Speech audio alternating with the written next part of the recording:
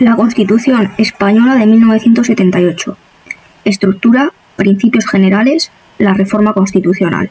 Tras el fallecimiento de Franco el 20 de noviembre de 1975, se produjo la restauración de la monarquía el 22 de noviembre de 1975, al proclamar las Cortes Generales a Juan Carlos I de Borbón como rey de España. El nombramiento de Adolfo Suárez como presidente del gobierno propició el inicio del cambio político, a través de una ruptura controlada.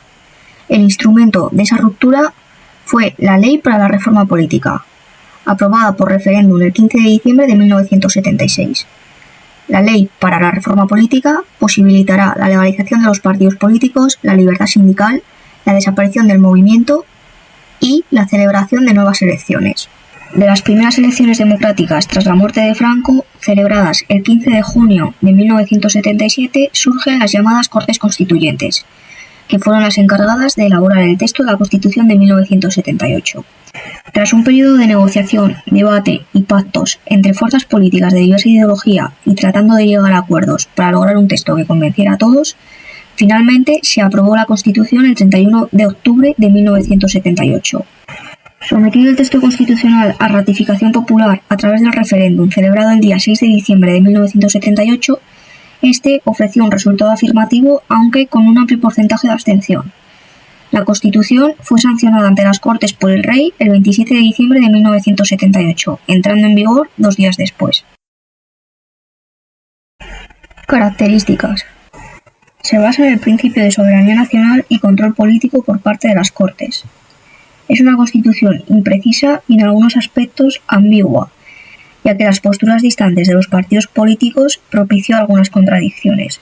Es una Constitución rígida, donde se distinguen 2 sistemas de modificación.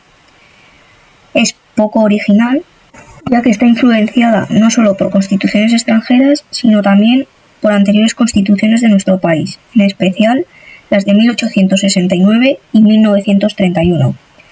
Es una Constitución extensa, la más amplia después de la década de 1812. Es una Constitución en algún aspecto inacabada, ya que está en continuo desarrollo a través de leyes orgánicas.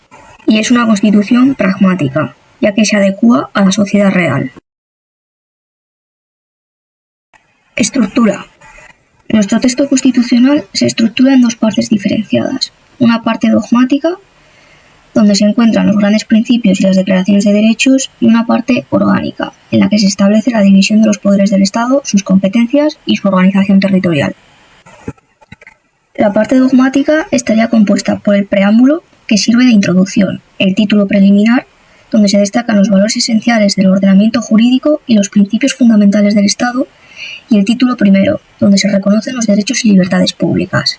Las disposiciones adicionales y las disposiciones transitorias se refieren a la ordenación territorial. La disposición derogatoria, además de derogar las leyes del anterior régimen y la reforma política, tiene una cláusula general de derogación de cualquier disposición contraria a la Constitución. La disposición final determina que el texto constitucional entrará en vigor el 29 de diciembre de 1978, es decir, el mismo día de su publicación en el BOE. La parte orgánica estaría compuesta por los títulos que tratan sobre los poderes básicos del Estado, es decir, la Corona, las Cortes Generales, el Gobierno y el Poder Judicial. Principios generales. Los principios generales se encuentran en los 9 primeros artículos. La reforma constitucional. La Constitución española, como toda norma jurídica, puede ser revisada en el tiempo. Por tal motivo, los diferentes textos constitucionales suelen prever, en su articulado, el procedimiento para su propia revisión. Se distingue entre constituciones flexibles y rígidas, en cuanto a las exigencias que se requieren para proceder a su reforma. Es de destacar como modelo flexible el sistema británico. Nuestro ordenamiento constitucional se caracteriza por su rigidez a la hora de proceder a la revisión, y distingue 2 procedimientos de reforma, uno ordinario y otro extraordinario. El procedimiento ordinario es el método estándar para reformar la Constitución en temas que no están reservados a métodos más especiales o extraordinarios. ¿Qué materias no usan el procedimiento ordinario? Pues hay ciertas partes de la Constitución que no pueden modificarse mediante el procedimiento ordinario. Estas están detalladas en el título preliminar, la sección primera del capítulo 2 del título 1 y en el título 2. Para estos temas más sensibles se utilizan otros procedimientos. ¿Quién puede iniciar una reforma constitucional? La iniciativa para una reforma ordinaria puede venir de el Gobierno, el Congreso de los Diputados y el Senado y las asambleas de las comunidades autónomas. Estas entidades deben solicitar la reforma al Gobierno o a la mesa del Congreso. No está permitido que los ciudadanos propongan reformas directamente mediante una iniciativa popular. ¿Cómo se aprueba una reforma constitucional? Para que una reforma sea aprobada se necesita el voto favorable de las 3/5 partes de cada una de las cámaras. ¿Qué sucede si no se logra el voto necesario? Se crea una comisión paritaria. Esta comisión está formada por miembros tanto del Congreso como del Senado, en partes iguales. Se propone un nuevo texto. Esa comisión intenta redactar una versión que pueda ser aprobada y se somete ese nuevo texto de nuevo a votación en ambas cámaras. ¿Qué pasa si la comisión tampoco logra la aprobación? Pues aún existe posibilidad de aprobación. Para ello hay que conseguir la mayoría absoluta en el Senado y una mayoría de 2/3 en el Congreso. ¿Qué sucede una vez aprobada la reforma? Se puede someter a referéndum para que los ciudadanos la ratifiquen. Es necesario entonces una solicitud de referéndum, que debe ser solicitada por al menos una 10ª parte de los miembros de cualquiera de las dos cámaras. El plazo para esa solicitud debe estar dentro de los 15 días siguientes a la aprobación de la reforma por las Cortes Generales. Veamos un ejemplo. Imagina que el Gobierno quiere cambiar un artículo de la Constitución sobre derechos laborales. Primero, el Gobierno presenta la propuesta al Congreso y al Senado. Habrá una votación inicial en la que se necesitan al menos el 60% de los votos favorables en cada una de las cámaras. Si no se alcanza el 60%, se forma una comisión con representantes de ambas cámaras, donde se crea un nuevo texto más aceptable. Se vota nuevamente. Si sigue sin aprobarse con el 60%, entonces bastaría con obtener más de la mitad de los votos en el Senado y 2/3 de los votos en el Congreso. Si las cámaras aprueban el texto, puede someterse a votación popular a través del referéndum si se pide dentro de los 15 días. El procedimiento extraordinario. Este procedimiento se aplica cuando se quieren hacer cambios en partes esenciales de la Constitución o en casos de una revisión total del texto constitucional. ¿Quién puede proponer esta reforma extraordinaria? Pues las mismas personas o instituciones que pueden hacerlo en el procedimiento ordinario, es decir, el Gobierno, el Congreso de los Diputados y el Senado y las asambleas de las comunidades autónomas. El primer paso es que tanto el Congreso como el Senado voten la propuesta de reforma.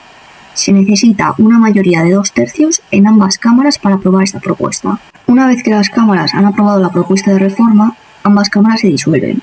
Esto significa que el Congreso y el Senado dejan de existir temporalmente. ¿Por qué? Porque la reforma constitucional es tan importante que se decide que nuevas elecciones deben celebrarse y los nuevos representantes se encargarán de llevar adelante la reforma. Una vez elegidas las nuevas cámaras, ambas cámaras deben ratificar la decisión de llevar a cabo la reforma. Esto significa que las nuevas cámaras deben de estar de acuerdo en continuar con el proceso de cambio. Luego se debe estudiar el nuevo texto constitucional que va a sustituir, modificar o revisar la Constitución actual. El nuevo texto constitucional necesita ser aprobado de nuevo, para lo que se requiere la mayoría de 2/3 en ambas cámaras. Después de que las Cortes Generales aprueben la reforma, se debe convocar un referéndum para que los ciudadanos voten si están o no de acuerdo con la reforma. No se puede empezar una reforma constitucional si el país está en tiempo de guerra o bajo los estados de alarma, excepción o sitio. Veamos un ejemplo. Supongamos que se quiere cambiar la Constitución para modificar los poderes del rey que se encuentran en el título 2. El Gobierno propone la reforma. El Congreso y el Senado votan y necesitan 2/3 de los votos para aprobar la propuesta. Si se aprueba, se disuelven ambas cámaras y se convocan nuevas elecciones, donde se eligen nuevos diputados y senadores. Las nuevas cámaras confirman que quieren seguir adelante con la reforma. Entonces se redacta y estudia el nuevo texto, que ambas cámaras deben aprobar con 2/3 de los votos. Ese nuevo texto se somete a votación popular para que los ciudadanos decidan si lo aceptan o no.